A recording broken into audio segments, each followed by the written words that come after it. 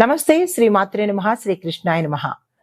అలా అలా అలా మనం శ్రీ విశ్వావసు నుంచి పరాభవాలోకి అనగా 25 నుంచి 26లోకి ప్రవేశించేశాము. అయితే ఈ తెలుగు క్యాలెండర్ ప్రకారము, చాంద్రమాన ప్రకారం మనకి 60 సంవత్సరాలకి అంటే ప్రతి సంవత్సరానికి ఒక్కొక్క కొత్త పేరు ఉంటుంటుంది. అయితే మనకి ఈ 60 సంవత్సరాలలో ఇప్పుడు రాబోయేది శ్రీ విశ్వావసు తర్వాత పరాభవ అనే కొత్త సంవత్సరంలోకి అడుగు పెడుతున్నాము. అయితే ఈ పరాభవ అనే సంవత్సరం మనకి ఎలాంటి సందేశాలను ఇస్తుంది, ఎలాంటి ఫలితాలు ఇస్తుంది, ఈ పరాభవలో మనకి గ్రహాలు ఎలా చలనం చేస్తాయి అనే విషయాలను మనం తెలుసుకుందాము. ఇన్నాళ్ళు యోగాల గురించి చెప్పుకున్నాం కదా. ఇప్పుడు మరి కొత్త సంవత్సరంలోకి వచ్చేసాము. ఈ కొత్త సంవత్సరంలో మనకి ఎలాంటి పరిస్థితులు ఉంటాయి, గ్రహస్థితులు ఎలా మారతాయి, ఆ గ్రహాలు ఇచ్చే ఫలితాలు దేశ కాల మాన పరిస్థితుల ప్రకారము, న్యాయ వ్యవస్థ, ఆర్థిక వ్యవస్థ, ఇలా ప్రతి ఒక్క రంగంలో ప్రకృతి దగ్గర నుంచి తర్వాత నేచర్లోను, ప్రకృతిలోను, తర్వాత దేశ పరిస్థితుల్లోను, న్యాయ వ్యవస్థలోను, ఇలా ప్రతి ఒక్క అంశంలోనూ ఈ యొక్క ఫలితాలు మనకి కనబడుతూ ఉంటాయి. కానీ జనరల్గా మనం ఏం చేస్తూ ఉంటామంటే మనుషులకు మాత్రమే కష్టాలేమో అని అనుకుంటాం. కాదు, దేశానికి కూడా కష్టాలుంటాయి, ప్రకృతికి కూడా కష్టాలుంటాయి. సో ఇలాంటి కష్టాలు ఉంటాయి, సుఖాలు ఉంటాయి, వాతావరణంలోనూ అన్ని రకాలుగా చాలా చాలా మార్పులు జరుగుతూ ఉంటాయి. అయితే ఈ మార్పులు మనకి ఈ 2026లో ఎలా ఉండబోతోంది అనేది తెలుసుకుందాము. అయితే ఈ తెలుగు పంచాంగం ప్రకారము మనం ఇప్పుడు శ్రీ పరాభవ అంటే ప్రతి దానికి ముందు శ్రీ అనేది పెడతాము. ఎందుకు శ్రీ అనేది పెడతాము అంటే కనుక మంచి జరిగే సంవత్సరాలు కొన్ని ఉంటాయి, చెడు చేసే క్రోధినామ సంవత్సరం అని ఉంది. క్రోధి అంటే క్రోధం అనమాట. సో ఆ క్రోధాన్ని కంట్రోల్ చేయడం కోసము మన శాస్త్రవేత్తలు ఏం చెప్పారంటే, పండితులు, ఋషులు ప్రతి దానికి ఒక మంచి ఉండాలి అని మనకి ఆ ఉద్దేశంతో శ్రీ అనేది యాడ్ చేయమని చెప్పారు. సో యాక్చువల్ నేమ్ పరాభవ అయినప్పటికీ మనము శ్రీ పరాభవ అని చెప్పుకుంటాం అనమాట. అంటే పరాభవము అంటే అవమానాలు జరగడం అనమాట, దాని అంతర్గత మీనింగ్.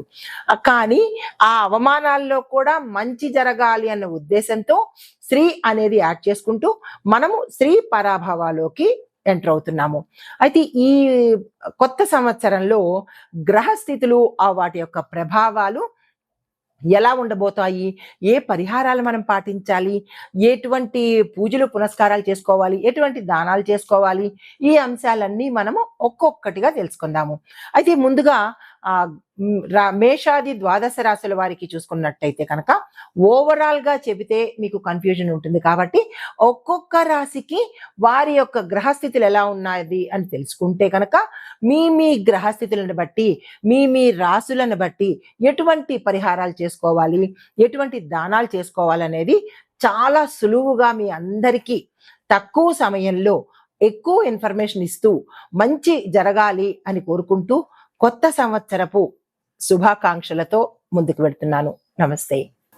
అయితే మరి ముందుగా గ్రహస్థితులు చూసినట్టయితే కనుక శని భగవానుడు 6లోను, రాహువు 9లోను, కేతువు 3వ స్థానంలోను సంచారం చేస్తున్నారు. అయితే మరి గురువు 11, సూర్యుడు 7, చంద్రుడు 12వ స్థానంలో సంచారం చేస్తున్నారు. మరి ఈ సంచార ఫలితాలు మనకి ఎలా ఉండబోతున్నాయి అంటే కనుక విద్యార్థులకు చూసుకున్నట్టయితే వీరికి డిసిప్లిన్ లేకుండా, చదువు మీద ఫోకస్ లేకుండా ఇష్టానుసారంగా గతంలో ప్రవర్తించడం వల్ల ఈ సమయంలో ఈసారి వీళ్ళకి అన్ని వ్యతిరేక ఫలితాలే వచ్చేటట్టుగా కనబడుతోంది. కాన్సన్ట్రేషను, డిసిప్లిన్ చాలా అవసరము.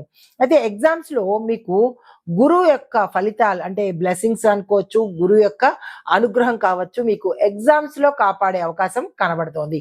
అది కొందరికి మాత్రమే. అయితే కొన్ని విభాగాల వాళ్లకు అంటే ఆర్ట్స్ విభాగము, లా న్యాయ విభాగము, మేనేజ్మెంట్ ఫీల్డ్స్ వీటిలో చదివే వాళ్ళకి ఎక్కువగా అవకాశాలు రావడంతో పాటు విదేశాలు వెళ్ళడము, వేరే స్థానాలు మారడము, లేదంటే వేరే కెరియర్ ఇంప్రూవ్ చేసుకోవడము, ఇలాగ వాళ్లకు సంబంధించినటువంటి అవకాశాలు, డెవలప్మెంట్, గ్రోత్ కనబడుతున్నాయి. అవి వస్తే కనుక తీసుకునే ప్రయత్నం చేసుకోండి. తర్వాత ఉద్యోగస్తులకు చూసుకున్నట్టయితే కనుక ముందుగా గవర్నమెంట్ ఉద్యోగస్తులకు రికగ్నిషను, రెస్పాన్సిబిలిటీ అంటే మిమ్మల్ని గుర్తించడము, మీకు బాధ్యతలు అప్పగించడము ఎక్కువ అవుతాయి. మిమ్మల్ని ఎంతైతే గుర్తిస్తారో బాధ్యతలు కూడా అంతే ఎక్కువగా మీకు ఇస్తూ ఉంటారు. ఇది మరి ఒత్తిడి కిందకే వస్తుంది. చేయవలసిన పరిస్థితి కూడా ఏర్పడుతుంది. ఇంకా ప్రైవేట్ ఉద్యోగస్తులు చూసుకున్నట్టయితే కనుక మీకు డెడ్ లైన్స్ చాలా ఎక్కువ పెడతారు, టార్గెట్స్ ఇస్తారు. దీంతో పాటుగా వర్క్ ప్రెషర్ కూడా మీకు చాలా ఎక్కువగా ఉంటుంది. అది ఏ ఉద్యోగం చేసిన వాళ్ళకైనా సరే, ప్రైవేట్ ఉద్యోగస్తులందరికీ ఈ సంవత్సరం కొంత కత్తి మీద పరిగెడుతున్నట్టే అనిపిస్తుంటుంది. అయితే మరి ఐటీ రంగంలో చూస్తున్నట్టయితే కనుక తత్సమానమైన రిజల్టే ఇక్కడ కూడా కనబడుతోంది. మీకు ఇబ్బందికరమైన వాతావరణం ఉండడము, తర్వాత కొత్త కొత్త ఆపర్చునిటీస్ రావడము, కొంతమంది ఉద్యోగాలు వదిలేయడము, మీ టార్గెట్స్‌ని మీరు కంప్లీట్ చేయలేకపోవడము, ప్రాజెక్ట్స్‌ని ఇన్ టైమ్‌లో ఇవ్వలేకపోవడము, ఇలాగ కొంత అస్తవ్యస్త ధోరణి అనేది ఐటీ రంగంలో కనబడుతోంది. కొంతమంది మానసిక వ్యధకి గురయ్యి ఆ టార్చర్ తట్టుకోలేకో, ఆ టెన్షన్ భరించలేకో ఉద్యోగాలు కూడా మారడము, నాన్ ఐటీ రంగంలోకి వెళ్ళడము, ఇలాంటి పరిస్థితులు కూడా కొంత ఇక్కడ గోచరిస్తున్నాయి.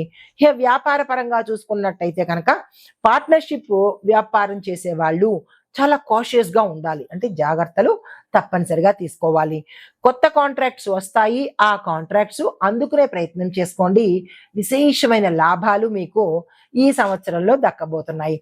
అయితే ట్రేడింగు, రియల్ ఎస్టేటు, తర్వాత కన్సల్టెన్సీ, ఈ 3 చేసే వాళ్లకు మిశ్రమ లాభాలే వస్తున్నాయి తప్ప పెద్దగా ఆశించినంత గతంలో వచ్చినంతగా ఇప్పుడైతే కనిపించడం లేదు.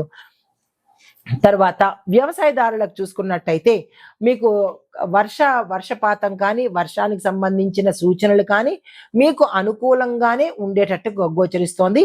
ఇరిగేషన్ అంటే మీకు వ్యవసాయ కొత్త పద్ధతులను మీరు కనుక అవలంబించినట్టయితే మంచి ఫలితాలు పొందుతారు. ఇంకా పంటల విషయంలో చూసినట్టయితే కనుక కూరగాయలు, పల్సెస్, పప్పు ధాన్యాలు, పల్సెస్కి సంబంధించి పల్సెస్, దాంతో పాటు రైసు అంటే వరి కనుక వేసినట్టయితే మంచి ఫలితాలు వచ్చే అవకాశము, దిగుబడి పెరగడము, దాంతో పాటు రేటు కూడా పెరిగే అవకాశం కనబడుతోంది. తర్వాత రాజకీయ పరంగా చూసుకున్నట్టయితే కనుక మీకు పబ్లిక్ సపోర్ట్ కూడా కొంత తగ్గే అవకాశం కనబడుతోంది. ఇదివరకంతా మంచి మంచి అని అన్నవాళ్ళు ఇప్పుడు కొంత ఏమోలే అన్నట్టుగా ఉండేటట్టుగా కనబడుతోంది. అంటే పూర్తి వ్యతిరేక భావము కాదు, అలానే పూర్తి సపోర్టు కాదు. కొంతమంది ఇలా, కొంతమంది అలాగా, ఏమోలే, అయ్యుండొచ్చులే, కామోసు, ఇట్లాగా మిమ్మల్ని అనే అవకాశం ఎక్కువ కనబడుతోంది. తర్వాత మీ ప్రత్యర్థులు మిమ్మల్ని ఛాలెంజెస్ తోనో, లేదంటే బురద చల్లడమో, లేదంటే మిమ్మల్ని అపకీర్తి పాలు చేయడమో, ఇలాంటి పన్నాగాలు పన్నుతూ ఉంటారు. ఈ విషయంలో జాగ్రత్తలు తీసుకోండి. తర్వాత మీ పై అధికారులు కానీ, లేదా మీ సీనియర్స్ కానీ, మీ వెల్ విషర్స్ కానీ ఎవరైనా ఉంటే, ఈ రంగంలో నిష్ణాతులు ఉంటే వాళ్ళని సలహా సహాయాలు తప్పనిసరిగా అడిగి ముందుకు వెళ్లే ప్రయత్నం చేసుకోండి. తర్వాత కుటుంబ పరంగా చూసుకున్నట్టయితే కనుక కుటుంబంలో కొద్ది శాతం గొడవలు జరిగే అవకాశంతో పాటు, కొంత ఇబ్బందికరమైన వాతావరణం ఉండడంతో పాటు కొన్ని కొన్ని సమస్యలు కొత్తగా వచ్చే దిశ కనబడుతోంది.